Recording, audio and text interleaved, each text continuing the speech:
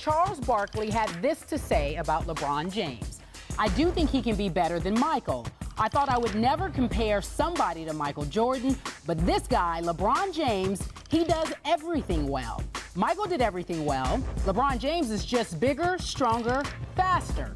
That's the only difference. Wow. It's so hard to win one, to be able to come back and do it again. It was so hard to do, but I can't wait to get that parade and just say back to back. Not 3, not 4, not 5. You will never hear the end of that. Have you ever, you got 2 now, back to back. Have you ever regretted those first? Absolutely not. Because being part of this organization, being a part of that day, it was for our fans. It was for our fans, getting the excitement for our fans to let them know that we're here to win multiple championships. We're in Akron, baby. It's all about the king, LeBron James. All right, get it up. Akron, Ohio is the reason why I can be the guy that I am on and off the court. These are the streets and the gyms and the playgrounds that I grew up loving.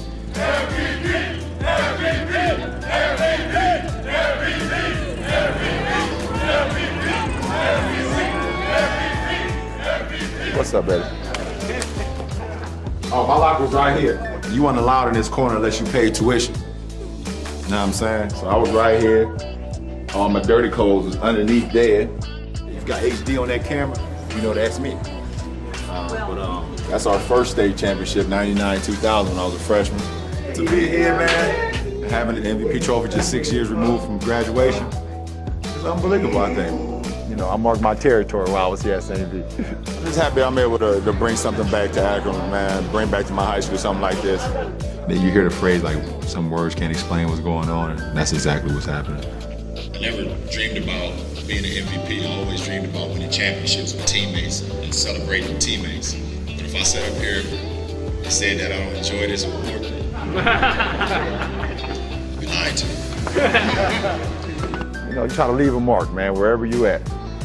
Right underneath those buildings right there is where I grew up. You got St. V right here. This is everything that kind of made me, man. It's all about the ring now, baby. See y'all later.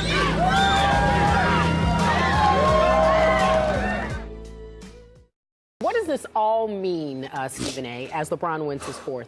Well, it means a great deal for a lot of reasons. Number one, there's no seeming about it. Him and Dwayne Wade are incredibly tight because he owes a lot to Dwayne Wade. A lot of people don't realize where LeBron was in the maturation process as a young man and how Dwayne Wade helped him along because of so many things that he had been through in his own life, his trials and tribulations, which has all been chronicled, the situation with his mom and then him going through an ugly and messy divorce and ultimately gaining custody of his 2 sons and being the incredible father that he is. Dwayne Wade has always been a guy that's been there for LeBron. And LeBron really didn't feel like he had that in Cleveland. And so it's not just Dwayne Wade, but it's the family type of atmosphere that trickles down from Mickey Arison to Pat Riley to Eric Spoelstra and beyond. To be in an environment where you feel like you've got a brotherhood and a family watching your back, it goes a long, long way towards really instilling a level of security because you know that people got you covered. And we can all appreciate somebody that's in that position because we all wish for it ourselves every living day of our lives. So I understand that. But I also commend LeBron James, and I think that this means a great deal because you're seeing the maturation process with him take place. He's a champion now. He's incredibly calm. He does an incredible amount of work with his foundation. He never shies away from the responsibility that he has to those young kids that, he uses his foundation to contribute to the bettering their lives. All of those things matter. And what he does on the basketball court, even though obviously that's what everything breeds from, and being successful on that level is incredibly important to him, there are other things that are important as well. But he knew that the first order of business was getting that proverbial monkey off of his back so he can concentrate on being a better man and being a better contributor and a better philanthropist in our society. And you can see it You know, you could just see the maturation take place before our very eyes. Doesn't mean he's perfect. Doesn't mean he does everything right. Doesn't mean that he's flawless. But in the end, when we think about a professional athlete, based on what we've seen, because I'm not, you know, I don't know him privately, and even if I did, I wouldn't care to discuss his personal business. But the point is, what we're seeing from him is what we aspire to see from every athlete out there. And the testament and the tribute to him is that he is not somebody that shies away from that responsibility. He seems to be somebody who not only accepts it, but is glad that he has it so he can showcase not just who he is as a young man and as a professional athlete, but also what any of his contemporaries should aspire to be. So I congratulate him. He deserves it, and I'm happy for him. Well said. I wasn't surprised by this. I predicted before the year he would win it. Yep. You went with KD, yep. and I think he had a good shot until he let Russell Westbrook shoot 103 more shots than he shot during the regular season. Okay. I think LeBron James should win this award every year through his prime. He's that much better than anybody else playing today. And here's what impressed me the most about this year. I have in the past called him LeBrick on this show because he deserved it, because he could shoot some clankers. He has improved his three-point shooting from 33% 2 years ago to 36% last year to 41% this year. That is astonishing, and that is an enormous tribute to his work ethic, because you know, Stephen A., that's all about just shooting a million shots. That's getting the ball up in the gym so many times that you finally get comfortable with your stroke. Who did we see do that at mid-career? We saw MJ do it. We saw Magic do it. Am I right? Yes. They taught themselves how to shoot a three-point shot. In Magic's case, it was just a set shot, but boy, it was lethal. It worked. And Michael went from pretty bad from the three-point line to the Portland Shrug game where he just couldn't miss from three.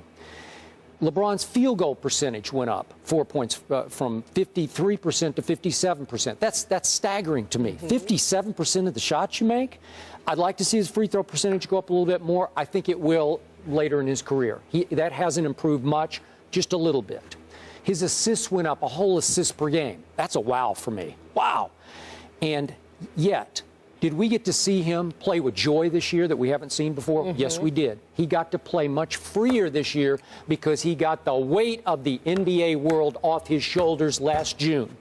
Right now, I would say LeBron James feels about one millionth of the pressure he felt 1 year ago today.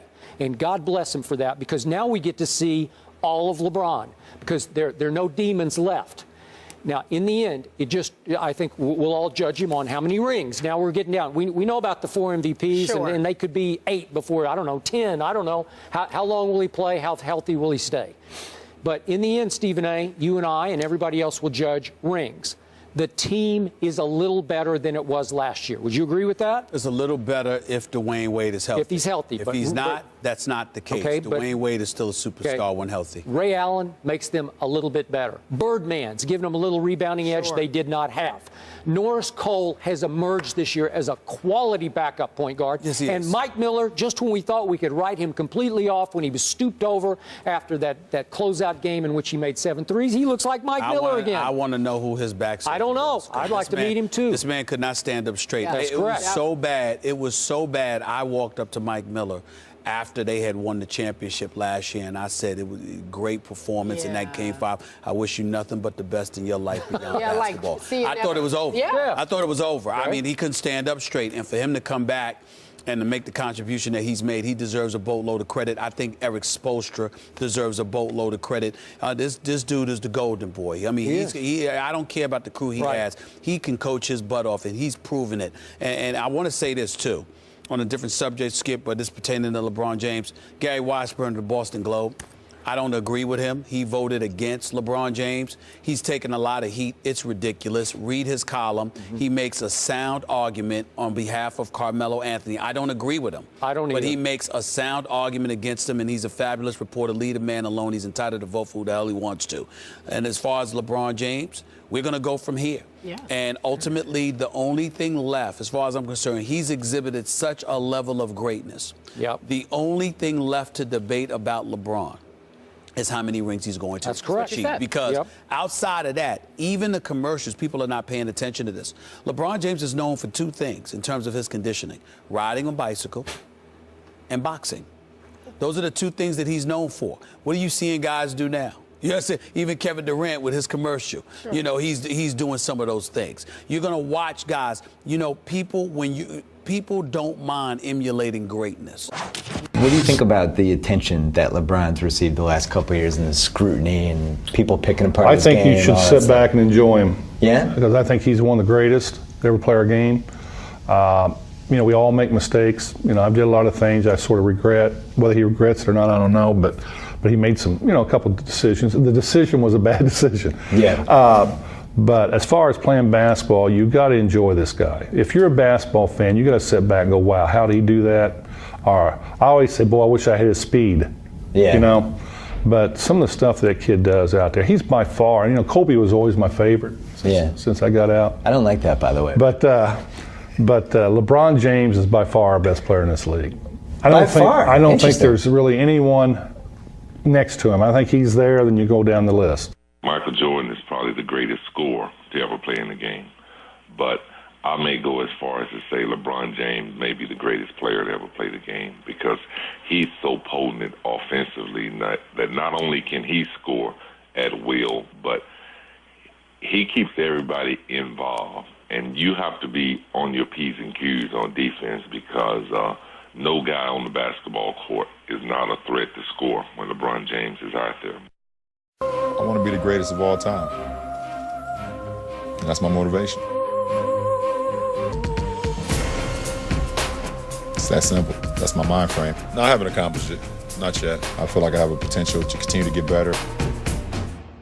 Physically, it was a much more physical game than what it is today. You know, you couldn't walk across the lane without getting checked, you know, or the screens, you know, illegal screens, holding. You always had to pay a price. You know, be it if you were aggressive and you were a gun-ho guy and you go in with the understanding that I'm gonna get hit, I'm gonna pay the price, but you know, that's part of the game. You know, I'm not gonna be afraid to go inside. Those are types of things that these kids don't even have a clue of how we had to grow up or how we had to play. You know, I'm playing in my camp against O.J. Mayo. He was a top high school kid coming out, and I never met him first time. In front of my camp, he starts this thing about, you can't guard me, you can't do this. You know, I got my campers here, so obviously I can't really go where I want to go because of my camp. So I stop the camp, send the kids to bed. We go back to playing. And he starts his whole thing, you know, that you can't guard me, you can't do this. And then finally I said, look, dude, you may be the best high school player, but I'm the best player in the world. So from this point on, it's a lesson. And from that point on, it was a lesson. He never won a game. I posted him up. I did everything. If I can ever show you that film, and if you can ever ask him that, ask him about the thing that happened at my camp. If I was in my prime, who would I want to play one-on-one with? That list is very long. I start off with Jerry West, Elgin Baylor, Kobe Bryant in his prime, LeBron in his prime, D-Wade in his prime, Melo. That's a good start. Yeah. I don't think I lose. Other than Kobe Bryant because he steals all my moves. Again, Miami does not have any timeouts remaining. If you're going to give help, you give help off of Wade. You don't come off another three-point shooter. James catches, fires a three, way off. Rebound tipped, still loose, picked up by Miller. Back out to James, another three. It's good! James knocks it down. 2-point game with 20 seconds remaining. And the Spurs call their final timeout. If he makes the first one, if I'm Eric Spoelstra, I am not putting Chris Bosh in the game. During the regular season, Kawhi Leonard, 82% from the line.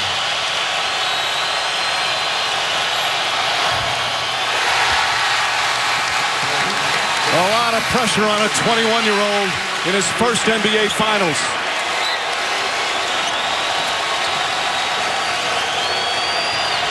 And with Duncan out, attack the rim. They're not going to come off a three-point shooter. You can score quickly.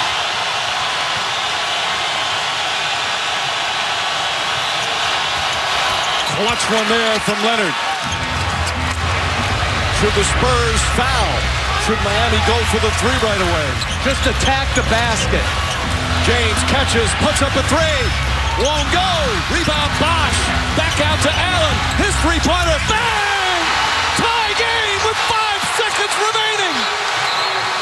Spurs do not have a timeout. But the officials are going to review to see if Allen was behind the line. Chris Bosch with a huge offensive rebound. And now instant replay, enormous. From our vantage point where the fans are, we couldn't see if Allen was, but that was the signal. And Mike, Tim Duncan out of the game leads to the second shot, and clearly a three-point shot. But because they were trying to prevent the three, they take Duncan out, who is their best rebounder. Ray Allen is able to reestablish and knock in the game-tying three. 2 possessions in a row that Duncan came out and they failed to get the defensive rebound. Now, because of the instant replay rule, the Spurs, who don't have any timeouts, had a chance to discuss their final play. They confirmed that it was a three. Wade throws it up to James. The Spurs will not foul. Final seconds. What a finish. It's back-to-back titles for the Heat. The 2013 NBA championship resides once again in Miami.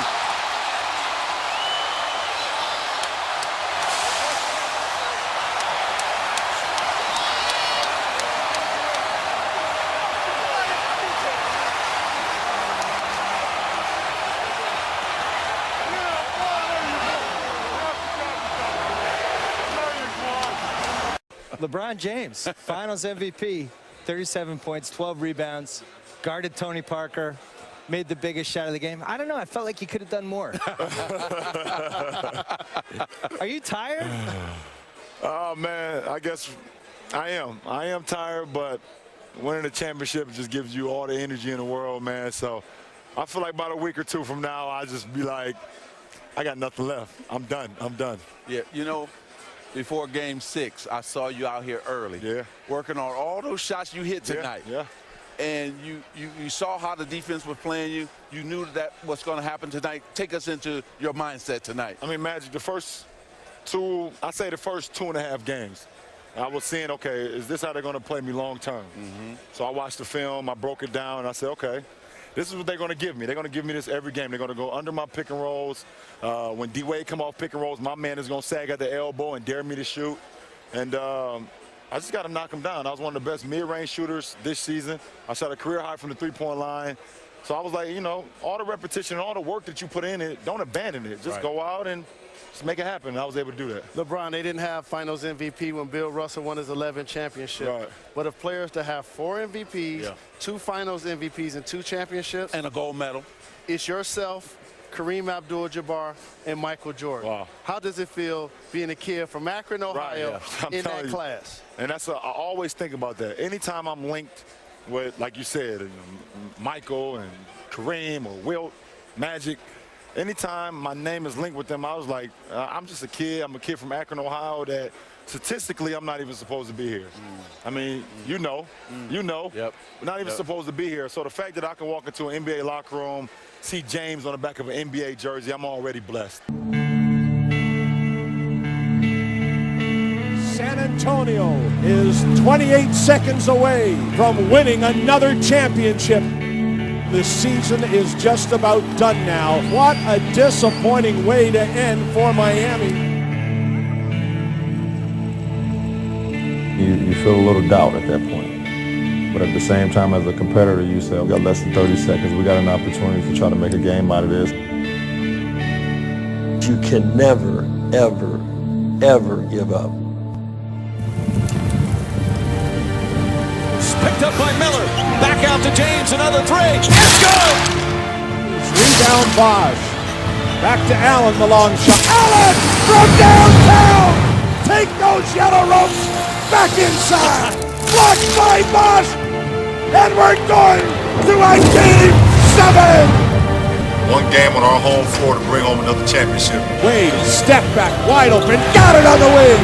Chalmers, three-pointer. Oh, he banks it in at the buzzer. Right corner, Battier, the three on the way. It's good. Shane Battier does it again. James pulls up, puts it in. What a finish. Campeón otra vez, el Heat and the Miami Heat are going to be back-to-back champions of the basketball world.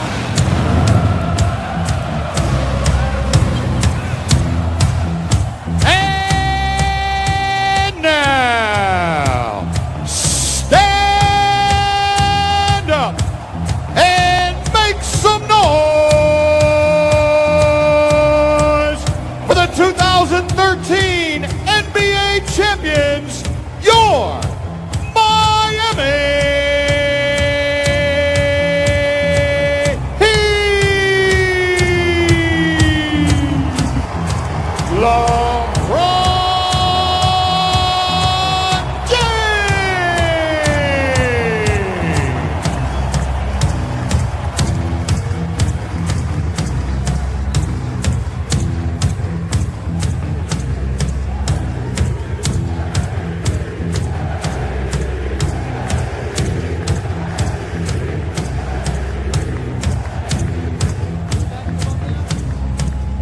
And now, ladies and gentlemen, let's raise the 2013 NBA Championship banner.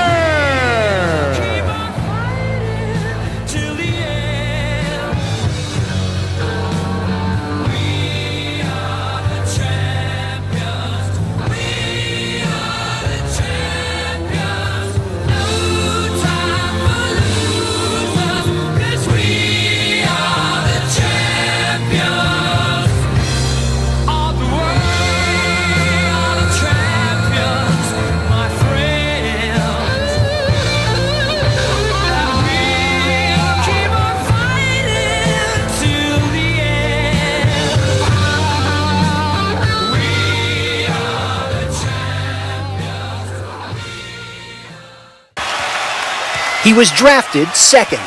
He's finished second to LeBron James in the MVP voting 3 times. He's even finished second in the NBA Finals. For Kevin Durant, second just won't do. So many people always say, it's cool to be in the top 3 or the top 2. It's cool that you're considered the second best player in the world. I don't care. I just want to be the best, and that's every player's mindset, and that's definitely mine. And I'm just trying to do as much as I can to be that, and I'm gonna die trying. Durant says he's driven to be the greatest player of all time. His rival in Miami says the same thing. James says he's now even better than last year. Durant concedes nothing.